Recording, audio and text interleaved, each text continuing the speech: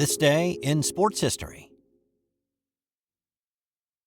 This episode is brought to you by the Sterling Soap Company. Sterling Soap is 100% natural and with a variety of bath soaps, shave soaps, beard balm, lotions, cologne, and many more personal care products in a large variety of scents, you're sure to find something that's perfect for you or that special someone in your life.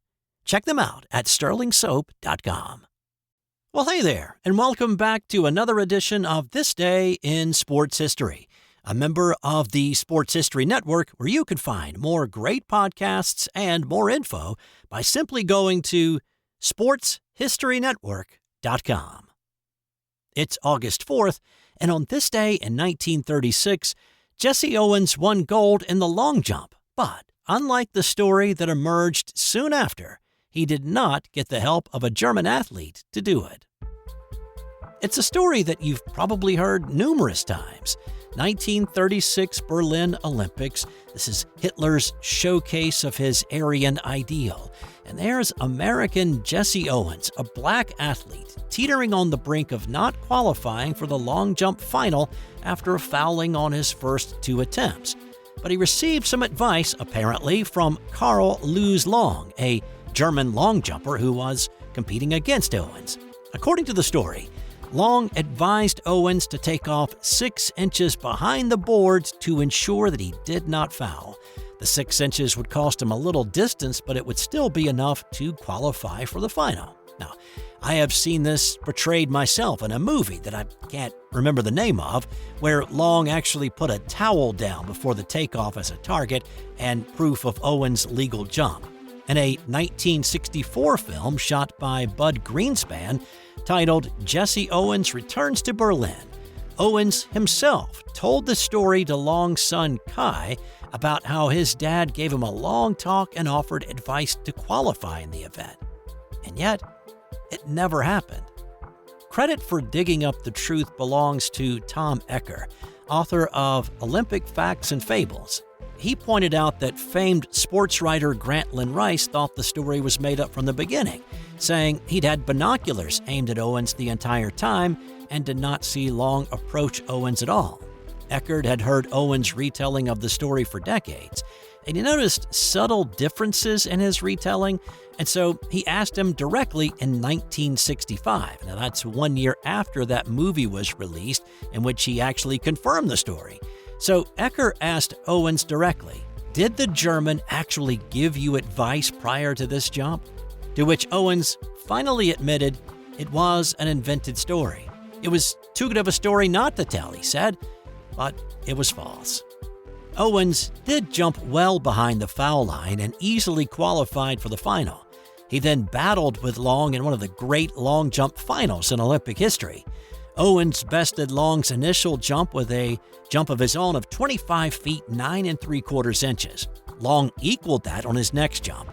Owens showcased his ability to dig deep, and he jumped 26 feet and 1/2 inch to move back ahead. In his effort to stretch for everything he had, Long fouled on his final attempt, and the gold medal was Owens. But he wasn't quite done yet. He had one final jump left, and he let it fly with a world record-setting jump of 26 feet 5 1/2 inches, a mark that stood for 24 years. Now, what happened after is not a myth. It was witnessed by everybody at Reich Stadium that day and in full view of the Führer, Adolf Hitler. As soon as Owens completed his world record-setting jump, Carl Long hugged Owens. He said later, "I can't help it. I run to him. I'm the first to congratulate him, to hug him." It was an act of joy and of defiance. It was a peaceful coming together of people from different races, countries, and cultures who set their differences aside for just a few moments in the spirit of Olympic competition. But Long's defiant act of friendship would cost him dearly. A few days later, Long received an order from the highest authority that he should never again embrace a black person. He had also been noted as, quote, not racially conscious by the Nazis, and he was placed under closer monitoring. He tried to maintain a lower profile and assume a family life, marrying in 41, but by that point, he'd been drafted into the military. Long was killed in action in 1943 in Sicily. For Owens, the win in the long jump on this day was his second gold of the 4 he would eventually win, but he also was on a collision course of doom with his home country, something we'll talk about in the coming weeks. While the issue of race received full focus in the long jump pit, the issue of gender was playing out on the track on this day. American Helen Stephens didn't even know she liked to run, or that she was even fast until a coach noticed her playing basketball one afternoon. He lined Helen up to run a sprint, and her speed and time blew him away. That coach, Burton Moore, started coaching her, and she worked out with the men's track team at the Westminster College track because, there wasn't a women's team at the time. Women were not even encouraged to be athletic, so why fill their heads with the ideas that they could actually do that sort of stuff by sponsoring athletics for them? Helen Stephens was soon winning races, though, blowing away local competition, and then she burst onto the running scene as a 17-year-old in 1935 when she'd beaten Stella Walsh, aka the Polish Flyer, in a 50-yard dash at a National Amateur Athletic Union competition in St. Louis with a time of 6.6 seconds. She quickly moved from the fastest in Missouri to the fastest woman in the U.S. to the fastest woman in the world. Walsh had not taken her defeat very well, and she avoided any direct competition with Helen in the months that followed, instead plotting revenge for the 1936 Olympics and the 100-meter sprint final on this day in '36. Helen Stephens also wanted another shot at Walsh to prove her win in St. Louis had not been any fluke. When the gun fired to start the race on this day, Helen Stephens, now known as the Fulton Flash, broke the tape in a gold medal winning time of 11.5 seconds. Walsh finished second, 0.2 slower. It was a Polish sports writer that first questioned the result, accusing Stephens directly of being a man. He shouted at her, "Are you really a woman? Are you disguised a man running in women's races?"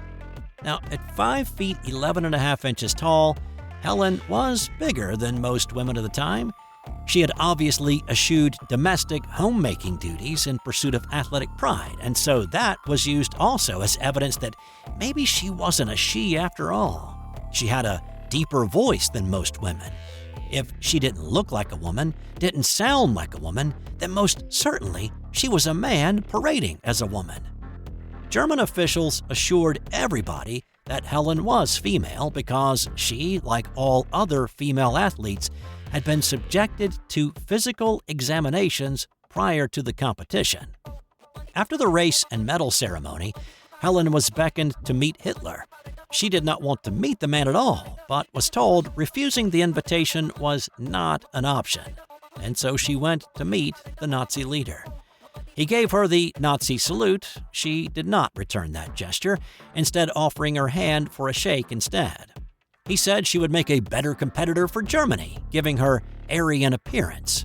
And then der Führer started getting handsy with her, pinching her, squeezing her, putting his hands on her, and offering her a chance to visit his chalet.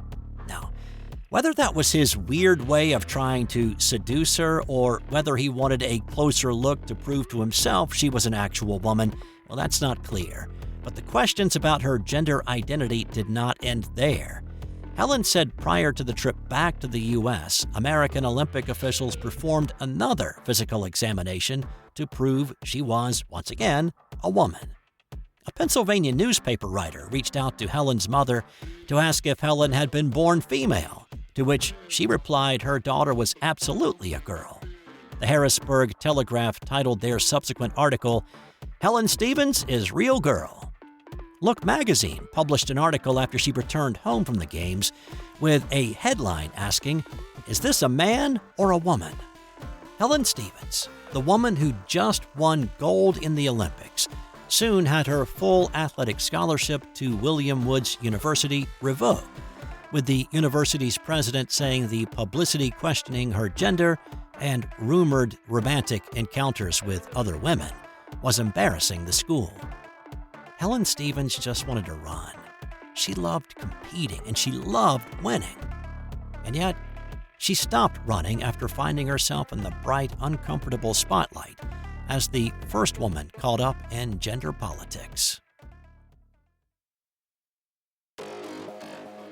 On this day in 2002, it was one of the most tremendous finishes at a golf tournament ever.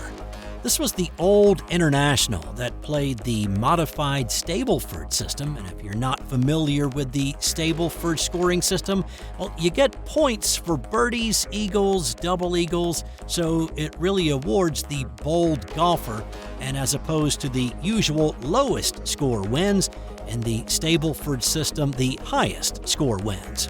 Well, this was the final round played at Castle Rock in Colorado. Rich Beem looked like he was going to run away with the tournament after birdieing 7 of 9 holes between the 4th and the 12th. But Steve Lowery was not content to just let him roll to the title without a little bit of a fight. The fun started on the 14th. Lowery had dunked his approach shot into the pond in front of the green. He punched out of the water and then he rolled in his putt for a birdie and 2 points. Then on the next hole, Lowery did some more dunking. Second shot of Lowery's is more difficult from here than Rich Beem's from the rough.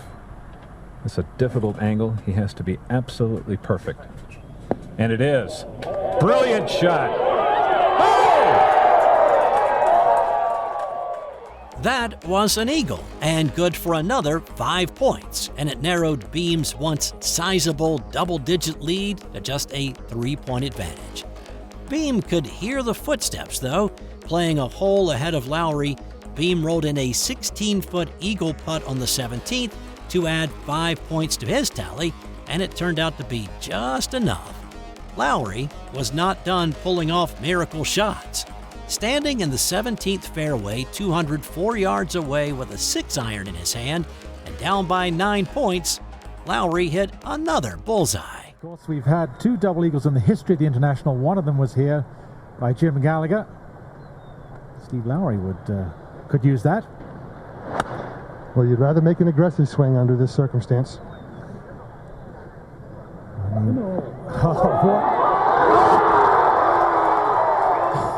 His second hole out from the fairway in 3 holes, and that was good for 8 points, which pulled him to within 1 point of Beem. He now only needed a birdie at the final hole to give him 2 more points and the win. A par would provide 0 points, and he'd finish second.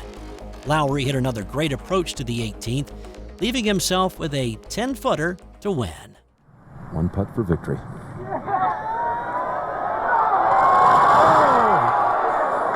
Hung it on the lip.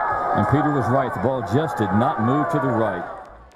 Beem's final round of 19 points was 1 point shy of the single international round record. He was able to parlay his momentum from this tournament into a PGA Championship win 2 weeks later. On this day in 1983, Dave Winfield got arrested for killing a seagull. The New York Yankees were on the road in Toronto. This was the final game of a 4-game series. Toronto's exhibition stadium sat on Lake Shore Boulevard, really close to Lake Ontario. It had a reputation of being really cold and windy before the Blue Jays moved into the Dome in 1989. But not just the weather caused issues on occasion, but being that close to the water, the seagulls would be regular park visitors. In the middle of the 5th inning, Winfield, playing center, was warming up like he always had done, lobbing tosses to Don Baylor in left or practicing a long throw with right fielder Steve Kemp.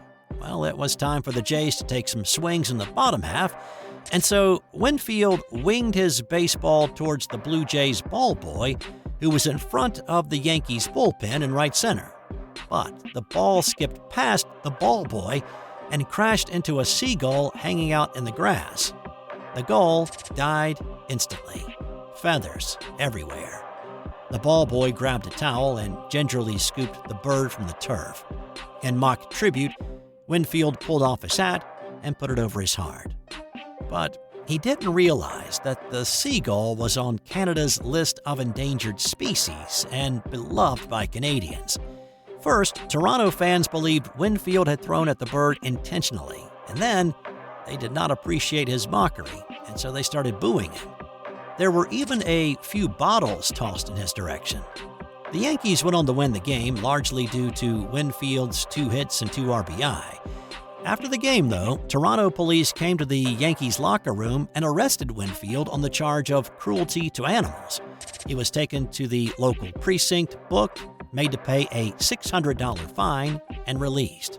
The following day, all charges were dropped and Winfield was reimbursed after police reviewed the incident and labeled it an unfortunate accident. Winfield was apologetic and he felt bad about killing the bird. Manager Billy Martin had a more humorous take on the incident, saying, "If they had seen the way he's been throwing, they would know it wasn't intentional. He hasn't been hitting the cutoff man all year." But fans have long memories and continued to boo Winfield whenever they came back to Toronto.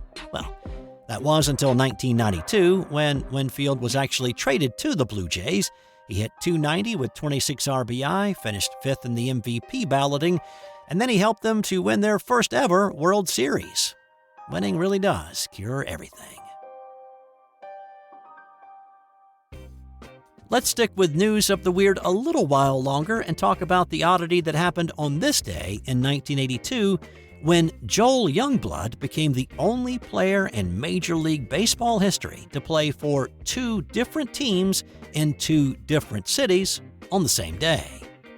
Youngblood started off his day as a New York Met, playing center field in Chicago against the Cubs. In the 3rd inning, Youngblood ripped a Fergie Jenkins pitch for a single that scored 2 runs. The Mets put up another one in the frame to take a 3-1 lead. In the 4th inning, he was informed of a trade sending him to the Montreal Expos for pitcher Tom Gorman.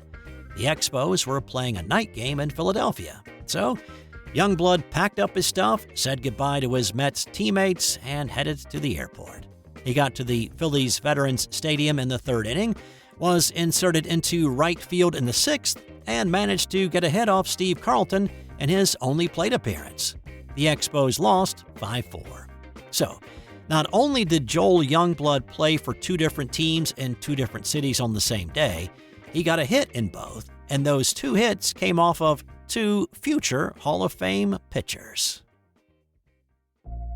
And time now for today's That's Got Nothing to Do with Sports fun fact. During World War I, the French built a replica of Paris to throw off German pilots. It included a fake Champs-Élysées and Gare du Nord.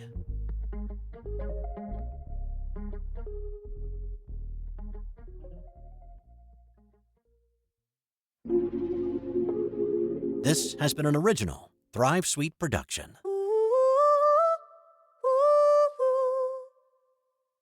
This episode is brought to you by Firefly Books, and with you being a sports fan just like me, here's 2 suggestions for your next great sports read. If you love basketball, then you need to add Dave Zarum's book, NBA 75, The Definitive History. Uncover untold stories of triumph, controversy, and the greatest stars of the game. From the league's humble beginnings to its modern glory, it is a courtside seat to 75 years of NBA history. And if you're a golf fanatic, then you gotta check out Matt Adams' book, The Golf Round I'll Never Forget. I've used it as a reference in this podcast over the past year for lots of stories that I've done, and I can tell you from experiencing it, this is a great book. Relive 50 of golf's most memorable moments through the eyes of the legends themselves. It's the closest you'll ever get to walking the fairways with the greatest to ever play the game. Grab your copy of NBA 75 or The Golf Round I'll Never Forget, available from Firefly, wherever you get your books.